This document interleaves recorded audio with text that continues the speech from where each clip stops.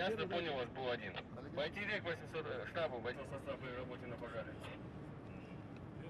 Негізгі бұл өрт тактикалық сабақ жаттығудың мақсаты жеке құрамның да басшы құрамның да өрт сөндіру кезінде кәсіби даярлығын машықтау, адам құтқару және адамдарды қауіпсіз аймаққа көшіру үшін барлық іс-әрекетті дер кезінде дұрыс атқару үшін осындай өрт тактикалық жаттығулар бізде жиі өткізіп отырады.